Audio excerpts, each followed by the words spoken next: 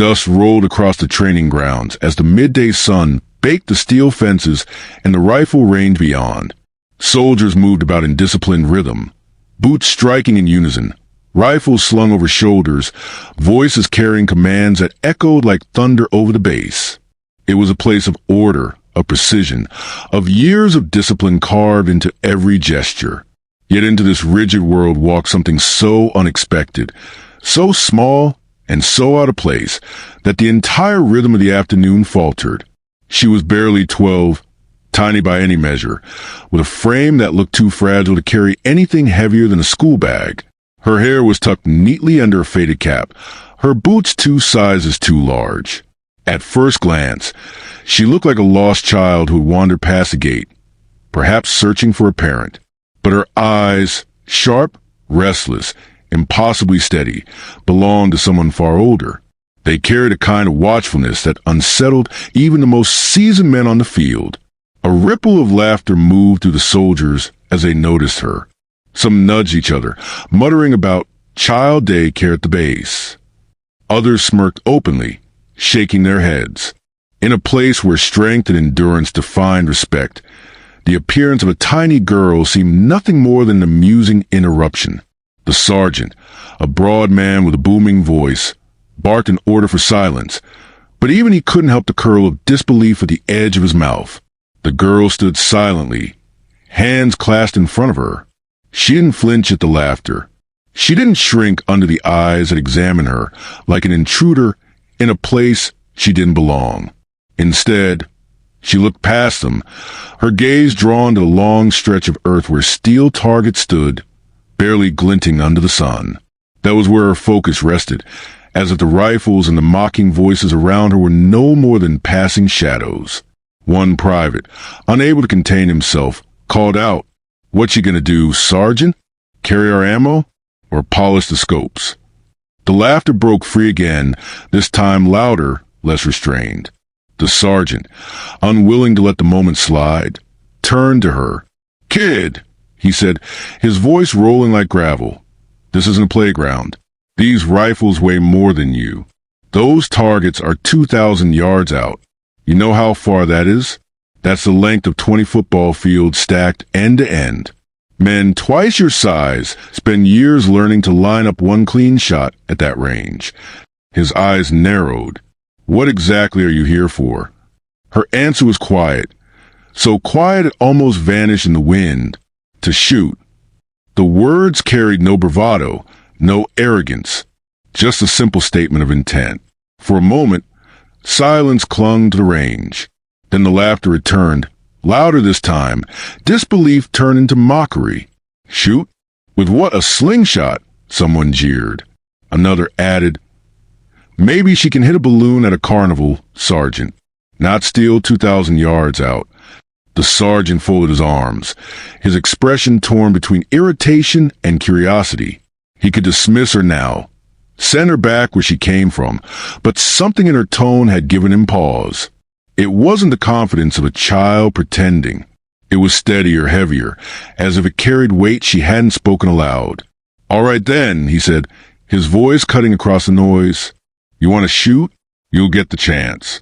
But don't say I didn't warn you. Out here, we don't hand out gold stars for effort." A soldier stepped forward with a grin, already reaching for one of the rifles laid out on the bench. It was a sniper's weapon, long-barreled, heavy enough to bend the arms of most new recruits. He placed it on the stand with exaggerated care, as though setting a boulder before a child. "There," he said, smirking. "Let's see if the kid can even lift it." The girl stepped forward. Her movements were unhurried, her face unreadable. She rested her small hands on the weapon, fingers tracing its cold surface, the way someone might trace the edge of a memory. She didn't strain, didn't fumble. She simply lowered herself onto the bench and leaned toward the scope, the weapon seeming impossibly large against her frame. A murmur ran through the crowd. The laughter faltered. For the first time, they saw not a child pretending, but someone aligning her breathing with the barrel, her body adjusting with instinctive precision. The sergeant watched, his skepticism hardening into something else, something he hadn't expected, unease. But before the moment could settle, another private barked out, "Even if she can hold it, Sergeant, 2,000 yards is no joke. No way she's even seeing the target, let alone hitting it." The sergeant raised a hand. "Enough. She wants her chance. She'll have it." His eyes moved back to her. "One shot. That's all. You make it. Maybe these men will learn to hold their tongues. You miss, and we put an end to the circus." The girl lifted her head just enough to meet his gaze. There was no fear there, no hesitation. Only a strange stillness that unsettled him more than any reckless confidence could have. The men shifted around her, half amused, half curious now. Some leaned forward, arms crossed, waiting for the inevitable failure. Others muttered wagers under their breath, betting on how far the bullet would miss. She pressed her cheek against the stock, her breathing measured. The noise of the soldiers, the heat of the sun, the weight of their expectations, all seemed to fade. For her, there was only the scope, the line of sight stretching across the vast expanse of earth, and the distant steel that waited like a dare. The sergeant studied her closely, his jaw set. He had seen recruits break under less pressure, men twice her size falter with sweat on their brows. Yet this girl sat unmoving, her hands steady, her eyes unblinking. Something about it tugged at a memory he couldn't quite place, a reminder of the rare few who had come through these grounds and left legends behind. The silence deepened, a charged quiet that felt heavier than the laughter had moments ago. No one was mocking now. No one dared interrupt. She inhaled once, slow and deep, and with that single breath the distance between her and the target seemed to collapse into a thin thread. The trigger lay beneath her finger, waiting. The sergeant folded his arms tighter, his voice low. "Let's see what you're really made of, kid." And though the shot had not yet been fired, the soldiers around her leaned closer, sensing without understanding that something had shifted. The air carried the weight of an expectation none of them could explain. Whatever was about to happen, it would not leave this field unchanged. The girl steadied, the rifle an extension of herself. And as the sun flared above her range, the story began not with the sound of a bullet, but with the silence of a child daring to prove them all wrong. The rifle rested against her shoulder like an anchor, its barrel stretching far beyond her small frame. For the soldiers watching, the sight was almost absurd, yet something about the way she settled behind it forced them into silence. Her breathing slowed, and every muscle in her body aligned with the weapon, as if she had been born for this one moment. The sergeant narrowed his eyes, arms folded across his chest, trying to decide whether this was bravado, blind luck, or something far rarer. The wind picked up across the range, stirring dust and rattling the flag at the far post. To the soldiers, it was just another hot afternoon. To the girl, it was data, gusts that shifted the trajectory of a bullet, the kind of detail marksmen spent years learning to master.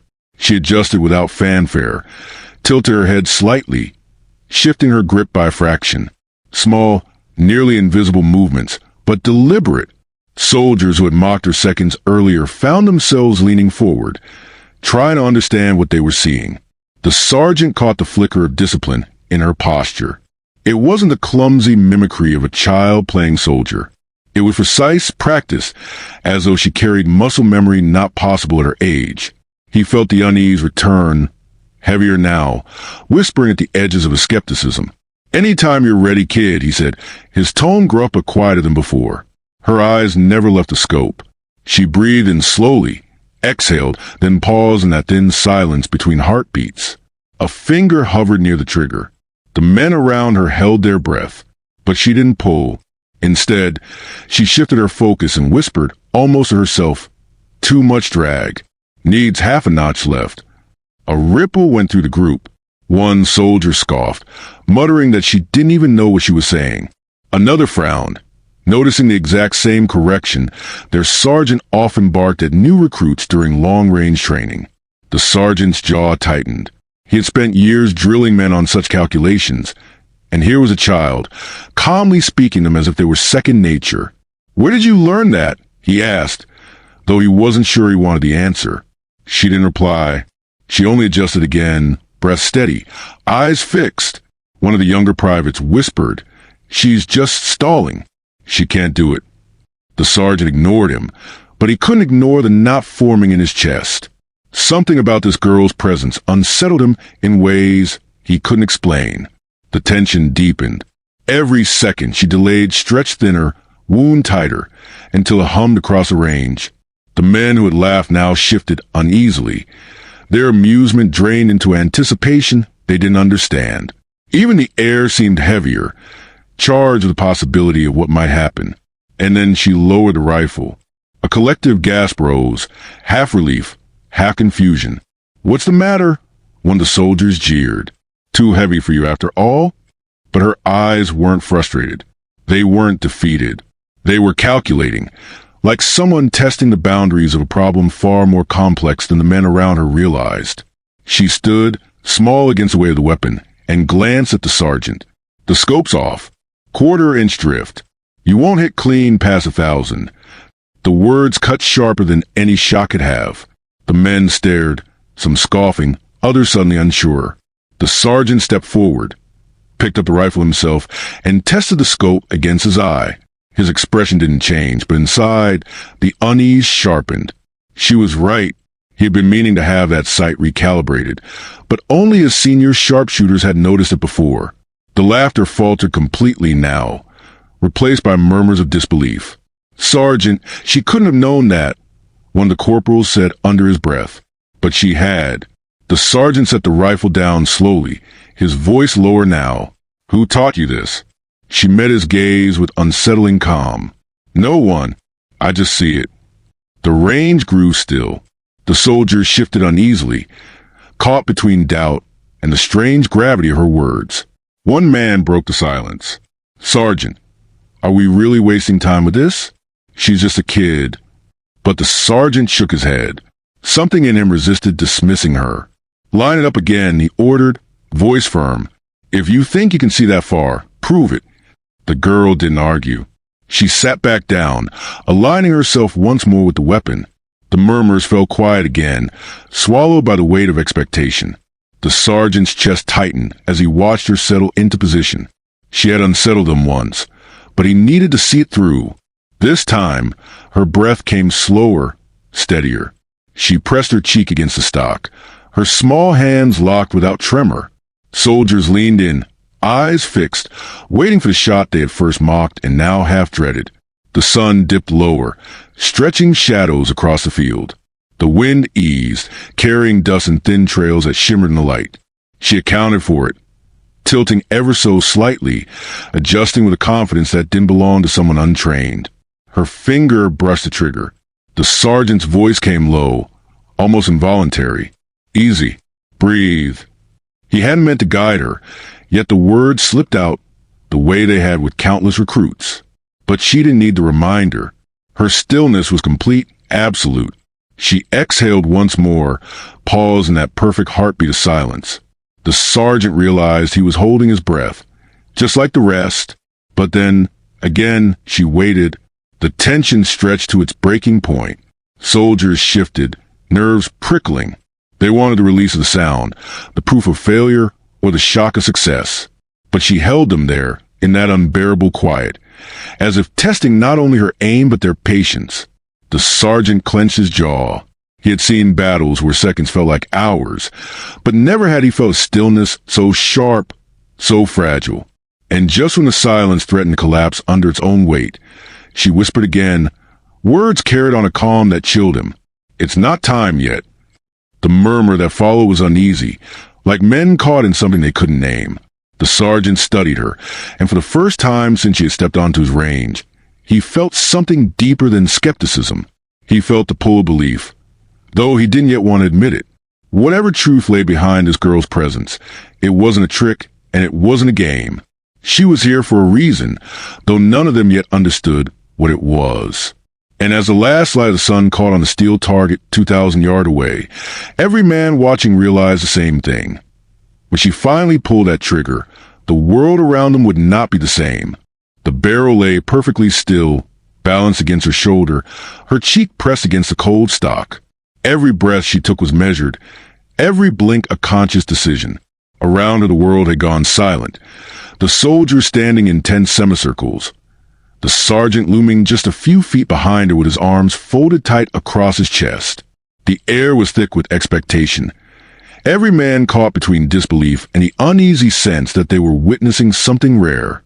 The girl had waited longer than anyone thought she would, longer than most men could. And now, as the sun bled lower across the sky, she was ready. Her finger brushed the trigger, resting there lightly, not trembling, not impatient. The steel target gleamed faintly in the distance, a speck to most eyes, barely visible even through a scope. 2,000 yards was not a challenge. It was an impossibility, a feat reserved for those who had given their lives to this craft. Yet she looked through that glass with eyes too sharp to belong to a child, eyes that stripped away the distance until it was nothing but a line waiting to be crossed. The sergeant shifted his weight, jaw tightening. He had seen men falter at 1,000, soldiers lose composure with a single gust of wind. But there was no faltering here. There was only the strange calm of a girl who seemed untouched by doubt. He tried to tell himself that she would miss, that physics itself would prove him right. And yet he could not shake the whisper inside him that maybe, impossibly, she would not. The wind stirred again, light at first, then harder, pulling the dust into the air. She adjusted without hesitation, as though she had been waiting for it. A fraction of an angle, a subtle turn of her wrist. The men saw it and exchanged nervous glances. Some muttered under their breath, certain the recoil would crush her shoulder, certain she would break before the shot even landed. Others said nothing, afraid to disturb the fragile silence she had drawn around herself. Her lips moved, silent words forming against the stock. It was as though she was counting not numbers, but seconds in a rhythm only she could hear. The world contracted into that rhythm, into the alignment of scope and breath and heartbeat. Then she exhaled a long, steady line, and in that exact pause between breaths she squeezed. The crack of the rifle split the air, violent and final. Recoil slammed into her shoulder, but she absorbed it without a sound, her frame steady against the force. The soldiers around her flinched at the blast, dust lifting in clouds from the muzzle. The echo carried across the range, rolling back against the fences, a sound that seemed to hang in the air longer than any of them expected. Then came the waiting. 2,000 yards meant time. Time for the bullet to spin and slice through air, time for the wind to fight it, time for gravity to drag it down. Every soldier knew how much could go wrong in that distance. The silence grew unbearable, stretched thin as they stared toward the far-off steel. A metallic ping cracked faintly across the air. For a moment, no one moved. The sound seemed unreal, like an illusion carried on the wind. Then another echo confirmed it. The bullet had struck. The steel target shivered against its chain. A perfect hit. The range erupted, not in cheers, but in stunned silence. It was a kind of silence that weighed heavier than sound, a silence carved from disbelief. Men who had spent years chasing that shot stood frozen, unable to reconcile what they had just witnessed. Their smirks had vanished, their doubts shattered in the instant of impact. The girl lifted her head from the scope, her face calm, her breathing unshaken. There was no smile, no triumph, just a steady look of someone who had done exactly what she intended. She brushed her shoulder lightly, as though the recoil were no more than a tap. The sergeant stepped closer, his eyes locked on her with an intensity that startled even himself. He had expected failure, humiliation, the lesson of arrogance cut short. Instead, he had seen the impossible. His chest rose and fell heavily, the weight of his disbelief pressing into every breath. "You!" His voice broke, then steadied lower than before. "How?" She looked up at him, her expression unreadable. "You said one shot." Her words held no boast, no challenge, only truth. She had done what she came to do. Around them, the soldiers began to stir, murmurs rippling through the group. "No way. She couldn't have. That's impossible." Yet they had all heard the steel ring. They had all seen the target sway. There was no denying it, no way to explain it away. One private shook his head violently. It was luck. Had to be. A freak shot. Nobody does that first try. The sergeant didn't answer. His jaw was set, his mind replaying the shot over and over. Luck could not explain her stillness, her precision, the way she had read the wind like words on a page. He had trained hundreds, maybe thousands, and none of them had carried that kind of poise. He knew luck when he saw it. This was not luck. The girl rose from the bench, slipping down from the stool with quiet grace. She didn't look at the men around her, didn't acknowledge their disbelief. She simply turned her gaze back toward the horizon, where the steel target still trembled faintly. "You wanted proof," she said softly, more to the air than to them. "There it is." The sergeant exhaled hard, a sound that seemed torn from deep inside. He wanted to challenge her, to break the spell she had woven, but the truth hung heavier than his pride. She had done what none of them believed possible, and with that single shot, she had taken control of the range itself. The soldiers exchanged uneasy looks. Their mocking smirks had curdled into something else, respect, perhaps, or fear. None of them spoke with the same certainty as before. The sergeant finally broke the silence. That wasn't chance. His words carried across the group, sharp and final. That was skill. He turned his gaze back to her, steady but troubled. But skill like that doesn't come from nowhere.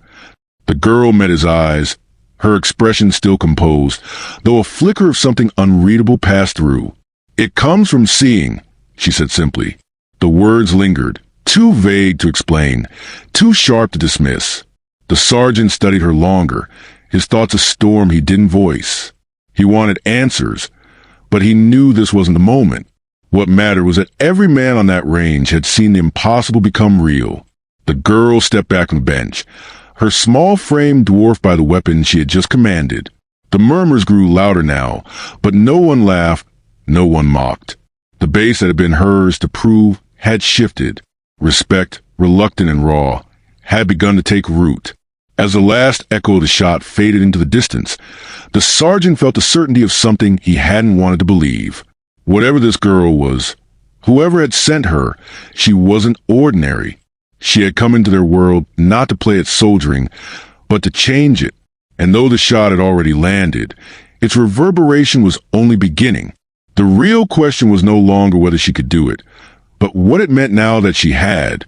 The steel target swayed in the far distance, its faint vibration slowly calming, as if reluctant to let go of what had just happened. The soldiers still stared, their faces pale in the fading light, caught in a moment none of them could quite put into words. The laughter that had once filled the air was gone, replaced by a silence thick with awe and disbelief. It was not the silence of boredom or indifference, but the kind that followed a revelation, the kind that shifted the ground beneath a man's feet. The girl stepped away from the bench, her boots crunching lightly against the gravel. She did not look triumphant, nor did she bask in their astonishment. She carried herself as though the impossible had been expected, as though the shot had been inevitable all along. For her, there was no victory to savor, only a truth revealed. She had done what she came to do, and that was enough. The sergeant watched her closely, his eyes narrowed with something far more complex than disbelief. He had built his life on discipline, on skill sharpened by years of training and trial. He had seen the strong fail and the weak surprise him, but never had he encountered something like this. Precision without training, instinct without history. She was an enigma, standing there so small yet larger than every man who surrounded her. "Form up," he barked finally, his voice rough but subdued. The men obeyed out of habit, but their eyes never left her. They moved with less certainty than before, their glances betraying the weight of what they had witnessed. For the first time, they looked at her not as a child, not as a distraction, but as something they could not define. The sergeant approached her slowly, boots grinding against the dirt. He stopped only a foot away, lowering his voice so that it carried weight without volume. "That shot," he said, his words deliberate, "will be remembered here for a long time." His gaze hardened. "But you need to understand something. Out here, moments like that create legends, and legends come with a cost." She met his stare without flinching, her eyes steady, her face unreadable. "Legends don't matter," she answered. "The truth does." The reply unsettled him more than the shot itself. "Truth," she had said, as if the act had been less about proving them wrong and more about revealing what had always been there. He wondered, not for the first time, who she was and why she had come. Behind them, the soldiers began to speak in hushed tones. Some muttered about luck, unwilling to let go of their pride, while others whispered about prodigies and destiny. A few stood silent, their expressions heavy with the realization that they had been humbled in the presence of something extraordinary. The sergeant silenced them with a glance. "You saw it," he told them firmly. "Don't cheapen it with excuses. That was no accident." His voice carried finality, leaving no room for argument. The men lowered their eyes, chastened. The girl shifted slightly, her hands folded in front of her. She had no need to defend herself, no desire to gloat. She carried the weight of their stares without comment, as though she had been burdened by heavier things before. As dusk settled, the soldiers dispersed reluctantly, their conversations trailing off into shadows. Yet even as they returned to their duties, their minds remained fixed on the shot, the image of the small figure behind a massive weapon, the sound of steel ringing across the field. It would follow them, a memory that refused to fade. The sergeant lingered, his eyes still on her. He could not shake the sense that what he had seen was not an isolated miracle, but the beginning of something greater. He wanted answers, but he knew pressing her now would only close the door she had cracked open. Instead, he settled for a truth he could accept. She had done what none of them believed possible, and in doing so, she had rewritten the boundaries of what they thought they knew. "You'll leave here tonight," he said finally, his tone firm but not unkind. "But what you did won't leave with you. This range, this base, these men, they'll carry your mark. And so will I." She inclined her head slightly, a gesture of acknowledgement more than gratitude. "That's all it needed to be," she murmured. As the last light sank behind the horizon, the sergeant turned and walked away, his thoughts heavy, his pride tempered by the weight of the impossible. He did not look back, but he knew she was still standing there, silent and unshaken. In the weeks that followed, the story spread beyond the range, carried in whispers from barracks to training grounds, from one soldier to another. Each retelling grew sharper, more vivid, as legends often do. Some said she had been the daughter of a sharpshooter. Others claimed she had eyes trained by fate itself. The details blurred, but the truth remained. A little girl had walked onto their base, lifted a weapon too heavy for her frame, and struck a target 2,000 yards away with a single shot. The men who had laughed now found themselves humbled by the memory. They spoke her name with caution, unsure if they were recounting history or myth. And though none of them ever saw her again, the echo of that moment followed them into every mission, every test, every failure and triumph.